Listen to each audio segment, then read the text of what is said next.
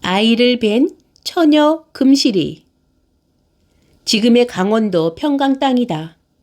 아득한 옛날이었다. 유진리라는 마을에 큰 부자가 살고 있었는데 그들이 바로 허씨 내외였고 슬아엔 오직 관연한 외동딸이 있을 뿐이었다. 이야기는 그 외동딸에게서 비롯된다. 외딸의 이름은 금실이었는데 용모가 뛰어나고 행실이 단정하여 이웃의 칭찬이 자자했다. 어딜 내놓아도 첫 손가락 꼽히는 신부감이라 하였다. 금실의 나이가 19이 되었다. 허씨 부부는 자기의 사윗감을 고르는데 아주 열을 올렸다. 감은 좋고 재산 많고 더구나 용모가 아름다운 자기 딸이고 보니 배필을 고르는 데 있어 쉽사리 마음에 드는 사윗감은 나서지 않았다. 동네 사람들은 금실의 배필감으로 강원도 총각은 맞지 않을 거라고 농하며 아예 탐내지도 않았다. 그런데 이때 금실에게는 이상한 일이 일어났다. 나이 19을 넘기면서 금실이는 까닭없이 여위고 날이 갈수록 얼굴빛이 좋지 않았다. 무슨 말 못할 사연이 있는 게 분명했다. 그러나 금실은 일체 입을 안 열었고 문밖 출입도 안 했다. 허씨 내외는 걱정이 되어 금실을 불러 앉혀놓고 물어보았으나 금실은 아무 일 없다면서 입을 열지 않았다. 그러나 분명 금실에겐 이상한 일이 있었다. 그것도 매일 밤 자기 방에서 일어나는 일이었다. 금실의 방은 건너방으로서 잘 때면 의일에 덧문까지 꼭꼭 잠그고 잤다. 그런데 참 이상한 일이 자다가 보면 누군가 그녀의 몸 위에 올라타서 가슴이 답답해지는 것이었다. 그 바람에 잠이 깨면 의일의 앞가슴이 망측하게도 헤쳐져 있었다. 그러나 방 안엔 아무것도 없었다. 금실이는 하도 괴이한 일이고 망측한 일이라 누구에게 말할 수도 없어 혼자만 속을 태우고 있었다. 도무지 영문을 알 수 없었다. 나날이 얼굴은 여이고 초조해졌다. 금실이는 그날도 부모에게 아무 소리 못한 채 방을 나왔다. 정말 한숨이 안 날 수 없는 일이었다.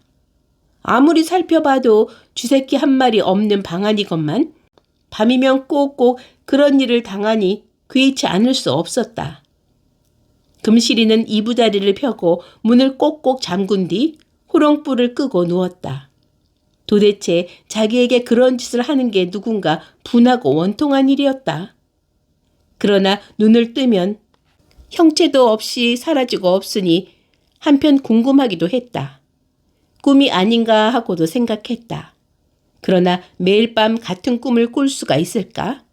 더구나 앞가슴은 어찌 헤쳐진단 말인가? 아무리 생각해도 금실이는 한숨만 나올 뿐이었다. 삼경이 다 되어서야 잠이 들었다. 그런데 또 가슴이 답답해왔다. 숨쉬기가 곤란했고 온몸은 무엇인가에 짓눌린 듯 했다. 금실이는 팔다리를 허우적거리다 문득 눈을 떴다. 방 안은 조용하기만 했다. 아무것도 보이지 않았다. 금실이는 손을 뻗쳐 내둘러 보았으나 아무것도 잡히지 않았다. 그런데 또 앞가슴은 헤쳐져 유방이 다 드러나 있었고 아랫도리 옷도 반쯤 벗겨져 있었다. 금실이는 저도 모르게 옷을 잡아 당기고 앞가슴을 가렸다. 가슴이 철렁 내려앉았다. 다음날 밤에도 금실이는 똑같은 일을 당했다. 답답한 김에 헛소리를 치다가 잠이 깨었다. 마침 그 소리는 안방의 아버지와 어머니의 잠을 깨웠다. 허씨 내외는 쫓아 무슨 일이냐고 다구쳐 물었다. 그러나 금실이는 너무나 이상하고 망측하여 감히 부모에게 털어놓지 못하고 그저 아무 일 아니라고만 했다. 아니, 정말이냐? 정말 아무 일도 없어? 네, 정말이에요. 꿈이었어요. 아유, 그렇다면 다행이다만 요즘 네 형색이 심상치 않구나. 아무래도 무슨 곡절이 있는 것 같다. 아니에요. 금실이는 한사코 부정했다. 그때였다. 마루를 건너가시던 어머니가 질겁을 하며 소리를 질렀다.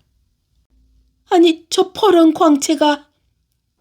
버런 광채라니. 아버지는 아내의 말에 놀라 마루로 뛰어나갔다. 그러나 이미 그 광채는 사라졌을 뿐이었다. 광채가 어떻게 됐단 말이오? 분명 저쪽 담을 넘어갔어요. 담을 넘어가다니.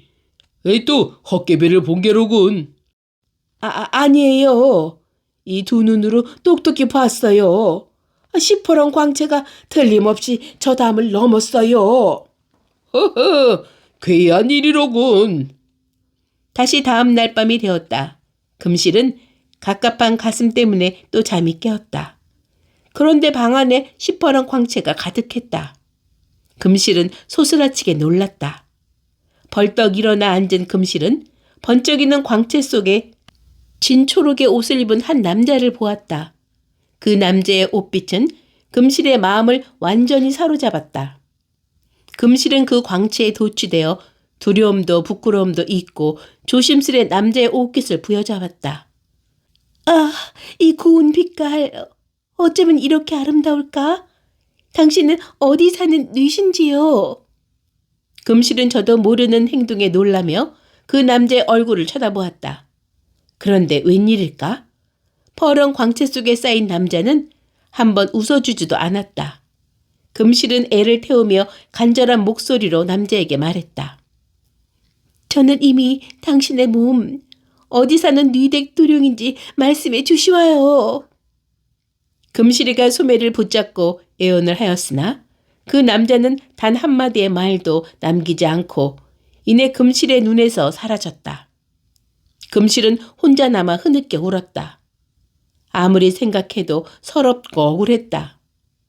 생각하면 이미 버린 몸이었다. 그런데 그 남자의 얼굴도 제대로 못 봤으니 자기의 신세가 가엾고 슬펐다. 금실은 자리에서 일어나 앉아 곰곰이 생각해 보았다. 소리 없이 왔다가 소리 없이 사라지는 게 이상하기만 했다. 그러나 이 이상하고 답답한 이 일을 누구에게도 하소연할 수도 없었다. 혼자서 애를 태우며 바짝바짝 말라갔다. 이러한 딸을 보고 허씨 내외의 걱정은 말이 아니었다. 허씨 내외는 딸에게 분명 무슨 일이 일어났다고 생각했다. 어느 날 그들은 밤에 자지 않고 딸의 방을 지켜보기로 했다. 허씨 내외는 마당 소나무 밑에 자리를 잡고 앉아 숨을 죽이고 금실의 방만을 지켜보았다.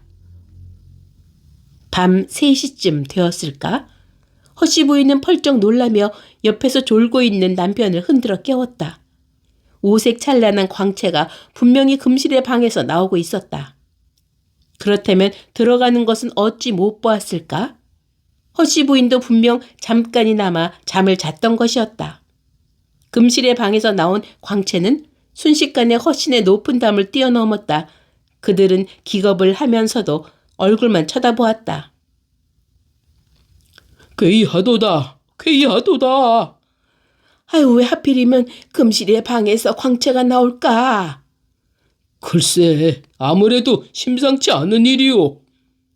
그 다음날 밤도 또 그 다음날 밤도 오색 찬란한 광채는 여전히 금실의 방을 출입했다. 그러던 얼마 후 허신의 집에 기어코 궤변이 일어났다. 아직 혼례도 치르지 않은 딸 금실이가 아이를 뵌 것이었다. 아유, 이 무슨 궤변이란 말이오. 양갓집 규수가 아직 혼례를 치르지도 않았는데 잉태를 하다니. 이년 도대체 어떤 놈이냐. 허씨는 치를 떨며 펄펄 뛰었다. 그러나 무고한 금실은 다만 모른다는 말만을 반복할 뿐이었다. 허씨는 금방이라도 잡아 죽일 듯한 기세로 딸에게 불호령을 내렸다. 이 강교한 년 같으니라고. 애비를 모른다니 그 말이 되느냐? 어서 바른 대답을 해라. 정말로 모릅니다. 이 내 인연을 당장에. 여보, 그렇게 소리만 지르지 마세요. 금실아, 숨긴다고 될 일이 아니다. 어서 바른 대로 말씀드려라. 허씨 부인의 따뜻한 타이름에 금실은 구슬 같은 눈물을 흘리며 자초지종을 얘기했다. 사연을 들어본 즉 아무래도 딸의 잘못은 없는 것 같았다. 허씨는 한숨을 쉬며 괴한 일이라고만 되풀이했다. 걱정에 쌓인 허씨 부인의 얼굴이 밝아졌다. 부인은 금실을 데리고 딸의 방으로 건너갔다. 부인은 명주실 꾸러미를 딸의 손에 쥐어주며 조용히 얘기했다.